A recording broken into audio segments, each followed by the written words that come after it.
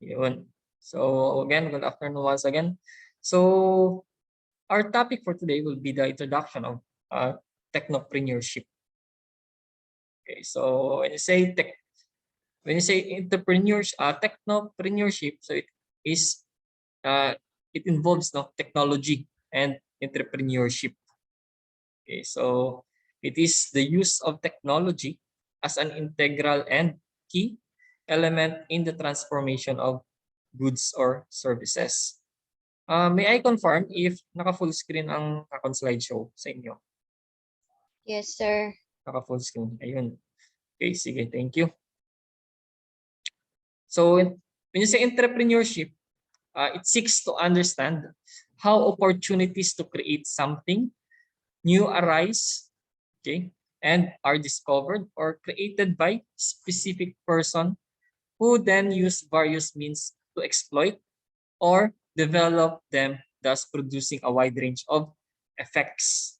So entrepreneurship is the practice of embarking on a new business or reviving an existing business. So it's either new business or reviving an existing business.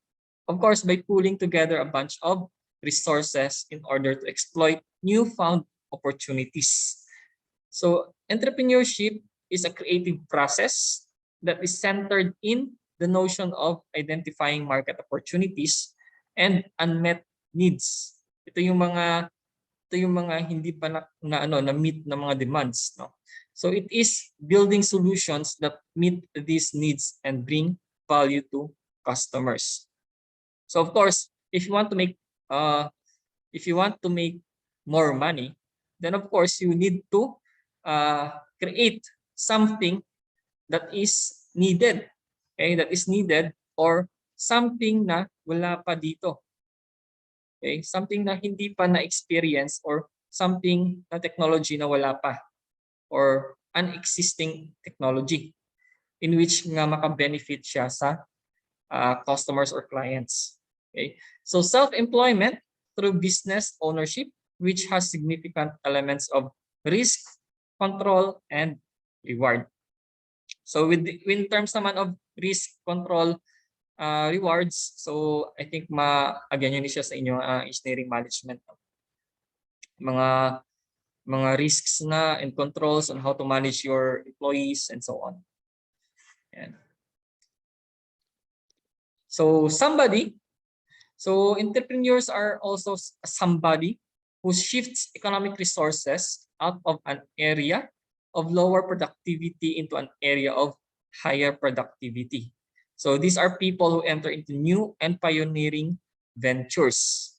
So entrepreneurs is whole-brained, meaning he or she uses the left brain, which is the logical, and the right brain, which is creative. Okay? So kung paano mo balaan nga logical siya. Logical na tao or creative siya nga tao. So dra mo siya mabalaan sa kung ano nga din nga side sa brain yan nagamit mostly. So kung more on analysis siya, siguro maybe left brain lang. Pero kung siguro magaling siya sa arts, artist siya. So mainly or mostly ginagamit siya is right brain. But sa entrepreneurs siya, whole brain did. So meaning dapat you know how to analyze, then maging creative ka dapat. Yan. So one who creates a new business in the face of risk and uncertainty for the purpose of achieving profit and growth by identifying opportunities and assembling the necessary resources to capitalize on them. So entrepreneurs tend to exhibit the following. So meaning it must have a high degree of commitment. So kung business lang. Okay. So example siguro si Ma'am Mayra. Okay. So si Ma'am Mayra kasi is nag-start siya sa nag-start siya into business. So when you're into the business, dapat committed ka gid. Okay, committed ka sa imong business. So you cannot hindi mo siya madungan obra. teaching and the business.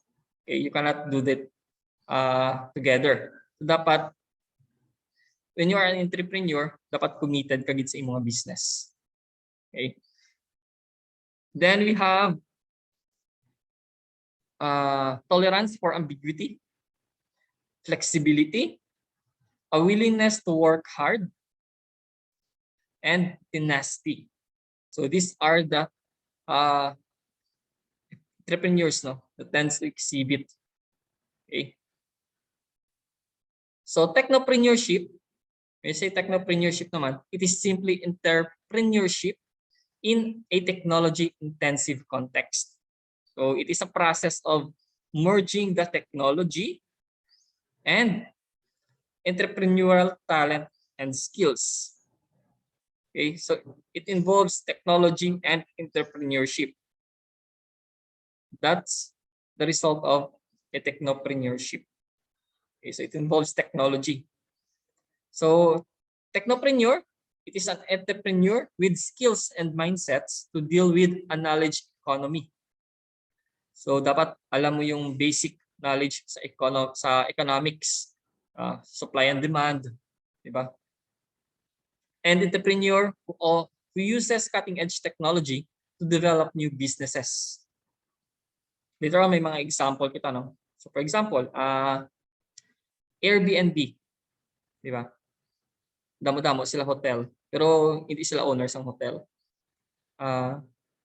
Grab, pinakadako nga taxi company, pero hindi silang owners ng mga taxi, sa mga cars, di ba? So an entrepreneur who involves himself in technological changes in producing goods and services for his organization. So these are also people who shift economic resources up to the value chain. So when you say value chain, it is customer focused rather than developing complex products or technology. So there are entrepreneurs who use technology as their driven factor in transforming resources into goods and services, which creates an environment conducive to industrial growth. So subong nga industrial revolution, sa di na nag-focus on technology. Do you have any idea? Or ano? Kung sa di naka-focus subong in industrial revolution subong? Tapos na kita sa fourth industrial revolution. Pakadto na kita ayhan sa fifth industrial revolution. So dra naga-focus, no? AI, mga machine learning languages, and then ano pa? IoT. In the future, dra na with 5G, and subong ginaumpisahan na nila ang 6G or the sixth generation of telecommunication. Wala pa gani kita kaumpisa, wala pa gani kita ka tunga-tunga sang 5G, no? Okay? So there are two types of technology entrepreneurship. Okay, so the first one is technology developers, and the second one is technology users. So when you say technology developers, so these are people who develop a unique technology capable of driving a new business. Or tinatawag natin ng mga inventors. When you say technology users naman, so these are who sees a new technology development and understand how it can be applied to a new market need. Or ito yung mga innovators natin. So for example, inventor ng outlet or socket. Then ginawa nilang smart socket or ginawa nilang smart outlet. So in-innovate nila. Okay, yun. So ginawa nilang smart. So meaning you can control your outlet on and off via internet. And so who has been innovator and who has been an inventor? Okay, so first we have popular social media network, Facebook, no, with Mark Zuckerberg, and of course the most popular search engine, we have Google by Sergey Brin and Larry Page. Steve Jobs, ba? Apple. Bill Gates for Microsoft. Ano pa? PayPal with Elon Musk. So subong Starlink na, no? Ang iyan naman ng ginafokusan. And Dropbox. Yan. So subong may-ari kita Google Drive. So of course, it came from Google pa rin. Yan. So technology is a combination of a Greek word, no? Techne, meaning art and craft, and the word logos, meaning word or speech. So technology naman, according to viddictionary.com, so it is a device, material, or sequence of mathematical coded electronic instructions created by a person's mind that is built, assembled, or produced, and which is not part of the natural world. So it is not a part, no, of a natural world. So in business, innovation often results when ideas are applied by, syempre, company in order to further satisfy the needs and expectations of the customers. So it is a combination of technology plus creativity. Ito natin innovation. Yan. So innovation, developing a new method, idea, product, etc. So what really is innovation? So it is the act or process of commercializing an invention or introducing something new or improved that creates value in the form of commercial product. So it requires people using new knowledge, of course, and understanding to experiment with new possibilities and use sound collaborative decision-making tools in order to choose and implement new ideas. So there is like a brainstorm. And so how can we innovate this one? Because we know technology is evolving, di ba? So siguro after 10 years hindi mo na magamit yung cellphone. Try to innovate that one, di ba? May ara. Anong una-unang cellphone sa Apple? You can remember. Ako wala ko kaagi isang wala ko kaagi isang first ng Apple. Ay Android kid na Android. So when the technology evolves, obviously nag-obsolete ang ibang old technologies. So that's why you need to innovate. Okay? Pero may mga balita na ang Apple ko, no, ginahungod nila, I don't know if this is true. So ginahungod nila kung update ang software para maghinay, para ang mga tao magbakal sa bagong model. So I'm not sure if this is true ha. Nabasa ko lang sa isang article nga hindi man gid ang source. Then next we have creativity, no. So muna siyang natawa na kanina. So these are having ideas and spotting of an opportunity or inspiration. So true gid man. So true. Okay. So hindi siya hindi siya una-una. Because one time may anak ko sang I have my first iPhone 3C, ano yun? Basta iPhone siya na and then pag in-update ko, once na in-update ko yung yung iOS, nag-corrupt siya. Nag-corrupt. Meaning yung time niya, yung clock niya hindi nagbabago. So parang naging useless na yung iPhone. So that's why I choose Android na. So sir, sa Android tama man, sir. Umpisa nag-update ko sa Android 11, galag na ang city ko. Okay? So isa sa mga mga although ginahambal nila nga you need to upgrade or you need to update your software para sa mga latest fix ko, no, latest bug fix. Pero ang usually ang nila is gusto lang nila mag-upgrade ka ng cellphone. Kaya man ka-innovate kita. Okay? So muna. So subong nga mga technology, may na kita 5G. So more or less siguro 5 years, no? 5 years from now, you need to change na your mobile phone na 5G capable. Yan. 5G capable. Okay, going back. So we have creativity, no? Okay, so this includes both incremental or small change and breakthrough thinking. And of course, entrepreneurs. So these are persons who create something new inside an existing company rather than a new ventures. Yan, ito entrepreneurs. Okay? Interest meaning inside. So what involves the innovation? So how can we innovate? So first, you need to ask yourself, what is desirable to users? What is viable in the marketplace? What is possible with technology? So, ga-evolve na ang technology subong. So from ano dati nga ginagamit na cellphone, pager lang, di ba? From pager, then until such time nag-arrive ang smartphone. Di ba? So ano yung mga possible with technology? Okay. So hindi mo magamit ang bago nga latest technology kung hindi man latest yung mga technology nga ginahatag sa users. So for example, you have implemented a 5G cell site. So anong pulos ng 5G cell site kung ang users mo, ang cellphone nila is 4G lang ang ilang capable sa handset nila. Diba? So what's the use of that technology? So that demonstrate ang innovation. Yan. Like this one, no? From flame, then naging incandescent, then fluorescent, then subong ano nang popular? LED na. Same as sa cellphone, from pager, then from ano siya?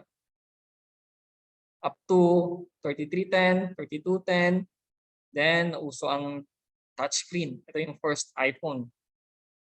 Yan. And of course, hindi lang gida no, sa mga television pagid. 'Di ba?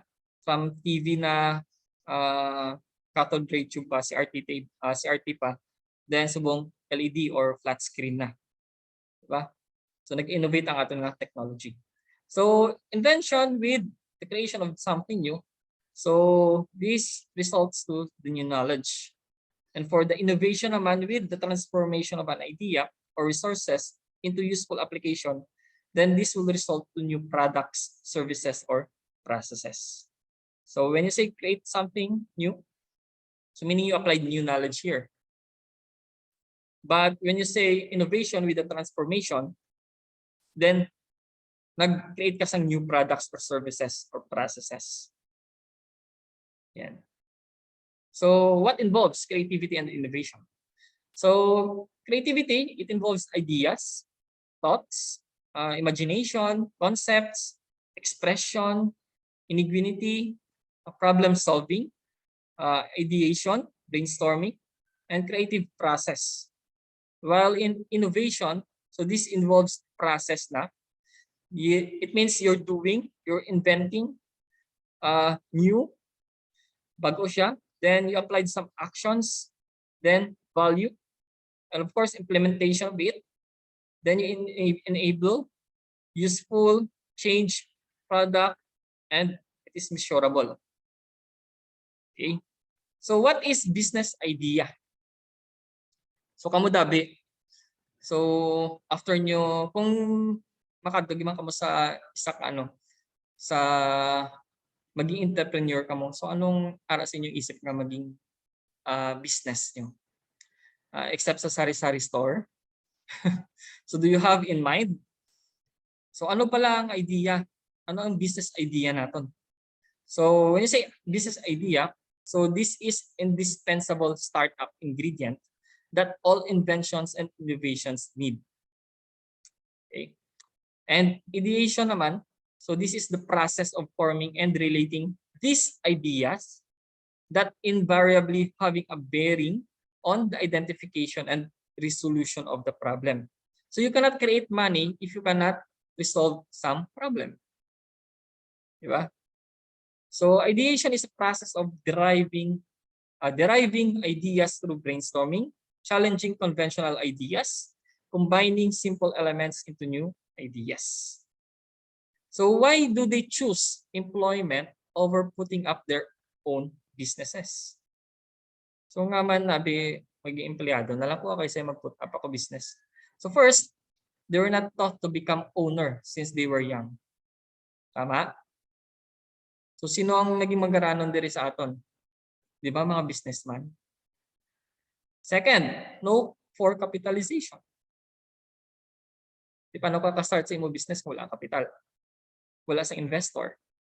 Third, lack of expertise. Hindi naman tinuturo sa amin, sir, kung paano paano gumawa ng pera or paano palago ng pera. Yan. And the fourth, fear taking the first step. So they all don't want to take risk. Yan. So here is the secret of technopreneur. So ano yung mga sikreto natin para maging isang technopreneur? So first, you need to start up with idea. Idea. And then marketing the idea. If you have an idea now, so let's say you have something food or something na let's say Jollibee, no? So Jollibee, I think nag-start niya siya sa, if I'm not mistaken, no? So nag-start niya siya sa parang isa ka burger stand, tama? Isa na siya ka burger stand. And then naging popular ang iyang burger. Okay. Then minarket nila, nag-add sila sang Chicken Joy, ano pa. So hindi niya sponsored na discussions ng Jollibee. So you have a marketing idea. So of course that involves advertising, branding, internet, research, product, and strategy. No? So of course it involves also some marketing strategy wherein ang imo nga mga ka-competency or mga kakompetensya mo is evaluate mo man. Yeah. If you watch the Itaewon class, 'di ba? Isa siya ka student. Anong story sa to if you watch? Sino naka-watch ng Itaewon class? Itaewon class na. Tama, Itaewon class. Sino naka-watch? If you haven't watched it yet, so try to watch that after you watch the startup na Korean series, no? So next we have a business model. Yan. So you have business model, so included diri ang flow chart sa imo marketing, and then your idea. So business model and customers experience. So ito yung mga feedback, no? So feedback sang imo mga customers. So this is needed to keep your product or service simple. And business is about creating good relationship. So you need to keep in touch with your client or your customer. Yan. Kaya minsan yung may mga tawag diyan, feedback form.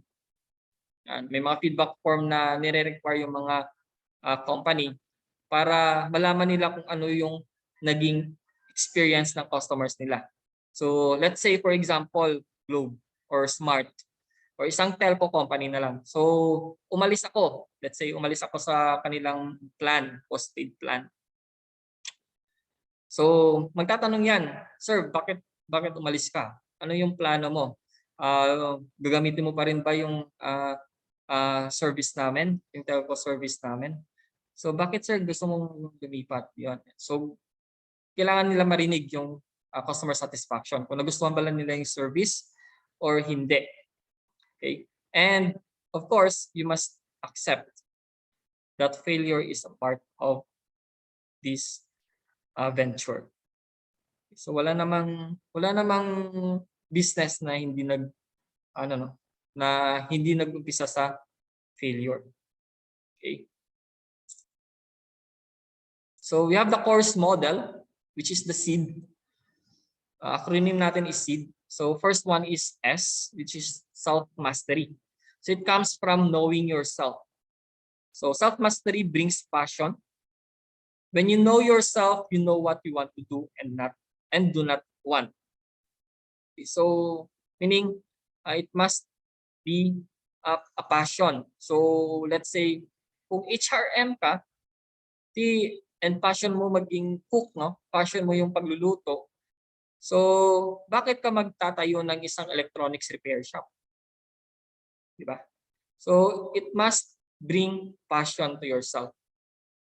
Okay, so magtayo ka ng restaurant. Magtayo ka ng ng simpleng turo-turo, di ba? So, self-mastered person, so these are performer, epicure, and boss. So, performer, these are competitive and efficient. Epicure, meaning sensual and cheery. And boss, meaning it takes charge and loves a good fight. So next we have environment mastery. So here, generating business ideas and seeking opportunities out from his or her environment through crisis, trends, etc. So environment mastered person understand the industry he or she is in and sees of the opportunities, not the problems. And it is the organization or industry innovator and strategist. So mainly nakafocus sila sa environment. Then enterprise mastery. So how to run a business? So what are the knowledge of the different enterprise disciplines? So this includes creating the business, marketing management, of course, operations management, financial management, and risk management. So all these will be included sa inyong engineering management na subject. I'm not sure if may ara naka mga subjects na or nakuha nyo na siya. And of course, the fourth one is development of business plan. Writing the business plan. So you need to write your plan. Okay, so wala naman successful na kumpanya na walang business plan. And then present it, defend it. Present your business plan with the investors. Defend your business plan. So that's the time you will pitch your business plan. Ano yung gagawin mo dito? Once nga nag-invest ako sa negosyo mo. Yan, anong plano mo? What are your future plans with this? Kung mag-i-invest ako sa iyo. Yan. So you need to write the business plan. So what are your target market? What are your capital? Pilang capital mo, pilang imong expenditures, capitals, and so on. Yan. So coming up with business ideas, so we need some factors to consider. So these are the internal factors and external factors. So internal factors in terms of personal interest, syempre, knowledge or talent, then training or work experience, and other considerations like income nimo, employment, service, etc. While the external factors naman to be considered are the government support and assistance. So let's say sa DTI, of course, there are government assistance. And then tax incentives, so BIR. Then financing, so mga bangko natin, pwede ka mag-loan if you need some additional financial support. And of course, business growth rate and other factors pa again. So there are 4 types of entrepreneurship. So first, we have incremental. So these are routine business or modest novelty. So example, we have new coffee shop, new BPO. Pero coffee shop man siya kapag BPO. Diba? And imitative or imitative. Imitative. Yan. Imitation of venture. So same business model and template. So for example, new regional branch or franchise operations. Yan. And rent seeking. So business that utilizes standards, regulations, and laws to share in value of enterprise. So for example, Coca-Cola export. Yan. And innovative. So this business based on innovation. For example, new memory chip, and so on. So what makes an entrepreneur a technopreneur? A technology idea owner who ventures to make his idea a commercial reality. And it is an entrepreneur who gets the technology idea and finds opportunity to make it a commercial reality. That makes an entrepreneur a technopreneur. So some technology ventures, so we have local and internationals. For example, Fit Data or Oxford. These are computer repair shops. Diba? So it deals with computer hardware and software repairs, networking, and computer. And for international naman, we have YouTube and Facebook. So a video sharing website and a social networking website. So some basic facts. So businesses starts from ideas, but ideas alone do not make a business. Diba? So ano kanila, may kasabihan tayo no, you cannot do the ideas without work. Diba? So if you do not do something with that idea, then obviously your idea will just an idea. It will just an idea alone. Okay? So customers do not buy ideas. They buy the products or services. And customers pay the price. So value is what they get, not the ideas. Okay? So we have here examples of technopreneurship. Yan. So I think nasa kalahati pa lang tayo. So examples of technopreneurship. So technology-based enterprise is one that derives a competitive advantage from direct or indirect use of technology. So for example, Apple iPad. So it has number of innovations. Diba? So the most significant of which is 160 gigabyte, 1.8-inch hard disk drive, so smaller than average hard disk 3.5-inch with a 40 gigabyte capacity. So many people, even techies, was fascinated by this and wondered how Apple was able to do that. Yan. Next, example number 2, we have the UPS or the United Parcel Services. Popular dito sa atin, JNT, no? JNT in Japan and so on. So it is able to offer one-day delivery anywhere around the world. Wow, that's fascinating. So they have their sorting and delivery facility that could process up to 1 billion parcels a year. Wow, 1 billion parcels a year. Okay, so we have entrepreneurial process. So what are the process? First, you need an opportunity analysis, then followed by business planning. Then you need to gather resources. So let's say gagawa ka ng isang restaurant. So ito na yung opportunity mo. Ma-market mo muna siya. So sino yung target market mo sa business plan mo? Yan. Then gathering resources. So saan ka magkukuha ng mga raw material? Diba? Saan ka kukuha ng raw material? Then of course implementation. So may mga permits na ba tayo? And then of course scaling and harvesting. So it takes from idea generation, then idea screening, then concept testing, then it goes to business analysis, and of course prototyping, then test marketing and commercialization, and the last one is monitoring and evaluation. So this is through customers' feedback sa evaluation. So ano pinagkaiba nila? So similarities, able to determine risk and has the courage to take risks. And independent and self-confident, yet knows where to get help. And of course, technopreneurship and entrepreneurship likes challenges.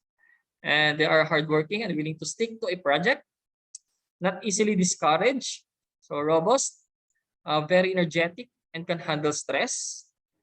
It has a strong sense of self-worth and a positive thinker who does dwell on setbacks. So ano naman yung differences nila? Anong pinagkaiba nila? So ito yun. Yung entrepreneur likes to compete, while technopreneur likes to innovate. And entrepreneur naman is a self-starter or pioneer, while technopreneur gusto nila part of a team. So it is able to do many things at once, and creative, has dreams and goals. Yan. So likes to work for himself or herself and be able to control, motivated by a strong desire to achieve and attain financial success, and it focuses his or her attention on chances of success rather than the possibility of failure. So while sa technopreneur naman, of course ito, so gusto nila innovative and has a greater vision, likes to be one to control innovation and be part of the evolution, and is motivated by a strong vision, passion to innovate, and of course it takes failure to strive and knows it will lead to success if a correction can be made. So between entrepreneur and technopreneur, where do you see yourself? Diri ka ba sa entrepreneur o diri ka ba sa technopreneur? Try to ask yourself. Okay? So business and technology. Business and technology, of course, are inseparable and complementary to each other. So without business, you cannot have your technology. Without technology, you cannot have your business. So technology advancement increases the production, effective use of resources, and brings opportunity for upgrading business firm. And this technological change leads to improved production of goods and services. So from first industrial revolution, mechanization, steam power, weaving loom. Second industrial revolution, so ng mass production, assembly line, electrical energy. Then third industrial revolution, so na automation, computers, electronics.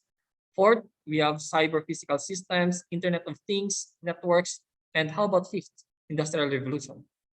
We're still making it. So try to be part of the fifth industrial revolution. So these are the infographic of the essential eight technologies changing all the industries. So first, ito na yung sa fifth industrial revolution. We have the Internet of Things, augmented reality, virtual reality, blockchain, artificial intelligence, 3D printing, drones, and robots. So these are essential eight technologies that changing all industries. Subong pa lang pandemic, di ba? From office works to work from home na. So imagine pila ang transform sang ilang office or sang ilang nga balay into work home para lang maka-ubra. Di ba? So without those internet, without those technologies, so it's not hindi siya naging pabaya or hindi siya naging para naging sagabal sa isa ka ubra sang employee. Yan. So we have here 50 examples of corporations that failed to innovate. Familiar? Familiar sa mga logo? Yes, Familiar sir. sa mga logo? So have you seen that one? Or have you checked that one? So mga examples lang sa mga corporations nga nag-fail to innovate. Okay, so the first one here is Kodak. So Kodak, a technology company that dominated the photographic film market during most of the 20th century. So the company blew its chance to lead the digital photography revolution as they were in denial for too long. So a former vice president of Kodak, si Don Strickland, naghambal siya nga, we developed the world's first consumer digital camera. Sila naka-develop sang unang digicam, digital camera. But we could not get approval to launch or sell it because nahadlock sila nga ang film market madula. Ang film market or film industry madula. So the management was so focused on the film success that they missed the digital revolution after starting it. Diba? So they filed bankruptcy in 2012. 2012, nag-file sila bankruptcy. So no, they failed to innovate. So instead from evolving from film to digital, so wala sila yan nag-evolve. Nagpabaya sila yan. So that's why they failed, the company. The company fails now. Next, how about this one? Nokia, a company founded in Finland, was the first to create a cellular network in the world in the late 1990s and early 2000s. So Nokia was the global leader in mobile phones. So what happened? So the company overestimated the strength of its brand, and believed they could arrive late in the smartphone game and succeeded. So in 2007, di ba, nag-launch si Steve Jobs sa iPhone. Di ba? Nag-launch siya sa iPhone na a phone without a keyboard, which was a revolutionary at the time. So natabo? So people lose their minds for the first time watching someone using a touch screen. Diba? So in 2008, Nokia finally made the decision to compete with Android, but it was too late. So huli na. So their products weren't competitive enough. Pero subong ginabalik nila no, may keypad. Di ba? May keypad na colored na ang screen. So isa sa mga company failed to innovate. Next we have Polaroid. Anong Polaroid? Ano ka mo nakagamit. So founded in 1937, so Polaroid was one of America's early high-tech success stories. No? So the company became a hit in 1972. Wala pa ako natawo. When they introduced the SX-70. So the camera that superseded the old peel-back Polaroids with a picture that developed as you watch. So ito yung pag pinicture mo, yung may bala na may bala ng film. Tapos maikaya mo lang siya, then matungan na din yung mga picture. Siyang Polaroid.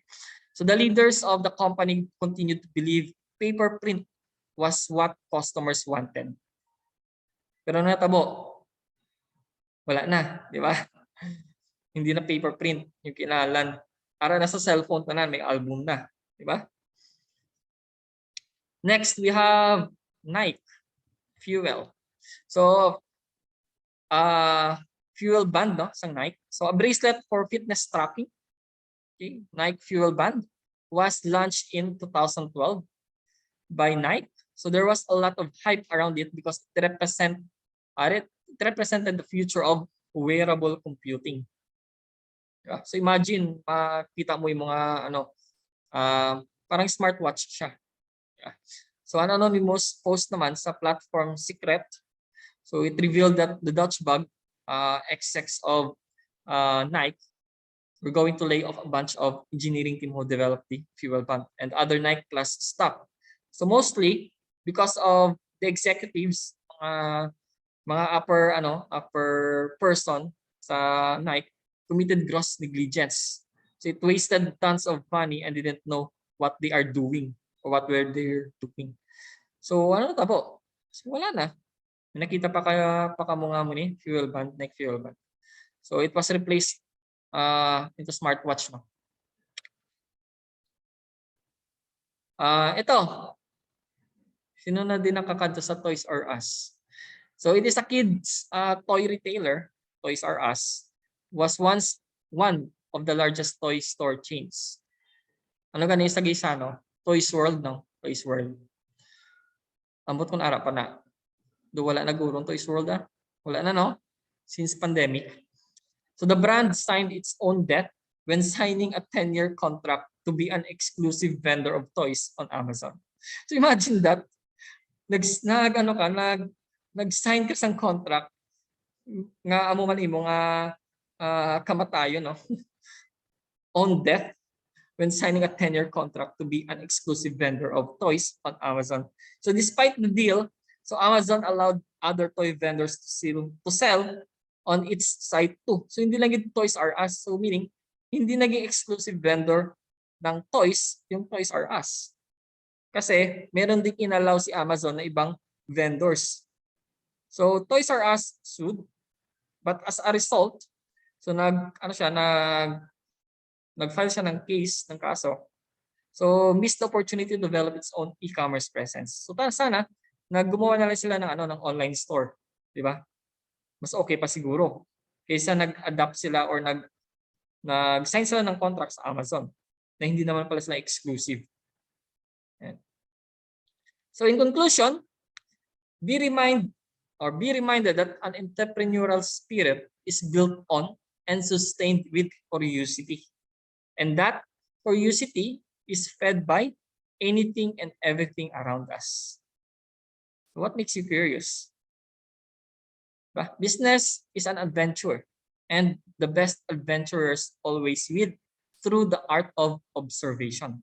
So to be a leader in the market, you have to be in the market yourself and feel the people.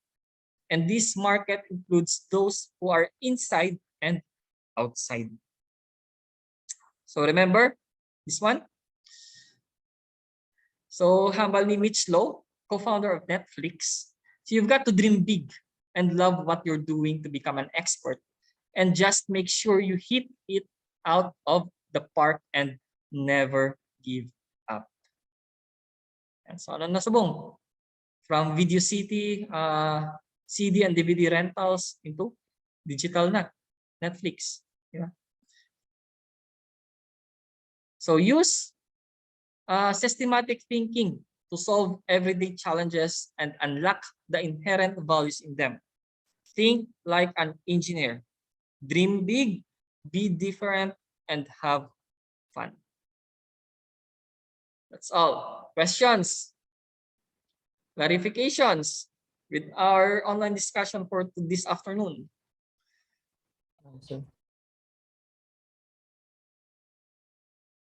Before we end. Wala questions, wala clarifications. I hope you understand our discussion for today. Sana meron kayong natutunan.